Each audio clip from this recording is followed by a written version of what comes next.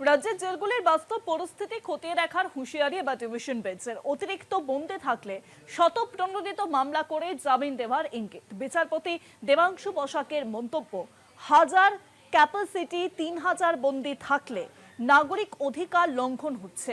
রাজ্যের তরফে বারবার প্রতিনিধি ও অ্যাডভোকেট জেনারেল হাজির না থাকায় তীব্র অসন্তোষ আদালতের। জেলে অস্বাভাবিক মৃত্যু, ক্ষতিপূরণ ও নিয়োগ কার্যকর না হওয়া নিয়ে প্রশ্ন। বুধবার ফের শুনানিতে রাজ্যের পদক্ষেপ জানতে চাইল আদালত।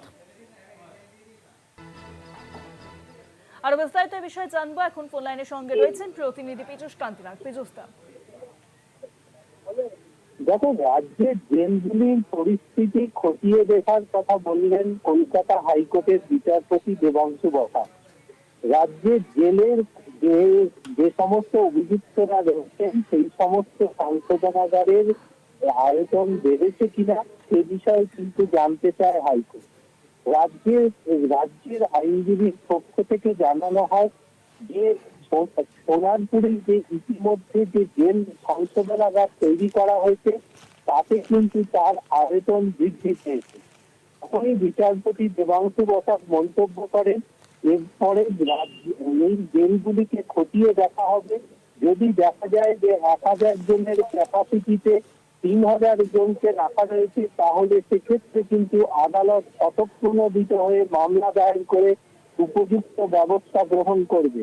পাশাপাশি রাজ্যের জেলে আবেদনকারীদের পক্ষ থেকে দাবি করা হয়, রাজ্যের জেলগুলির মধ্যে যে বন্দি মৃত্যুর সংখ্যা তা ক্রমশ বৃদ্ধি পাচ্ছে। সে ব্যাপারে নির্দিষ্ট পদক্ষেপ বা এফআইআর লক করা হচ্ছে না। অস্বাভাবিকভাবেও প্রচুর মৃত্যুর ঘটনা ঘটছে। এছাড়াও বিচারপতি কলকাতা হাইকোর্টের শপথ গ্রহণ অনুষ্ঠানে পিডব্লিউডির আইটি সেক্টরের সহযোগিতা না করায় তীব্র ভর্ৎসনা করেন রাজ্যের আইনজীবীকে।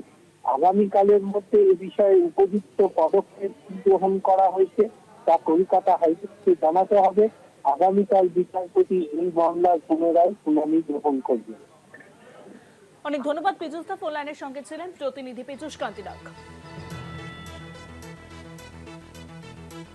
১,০০০ জনের জায়গায় ৩,০০০ বন্দী থাকলে অধিকার খর্ব হচ্ছে, মন্তব্য হাইকোর্টের বিচারপতি দেবাংশু বসাকের।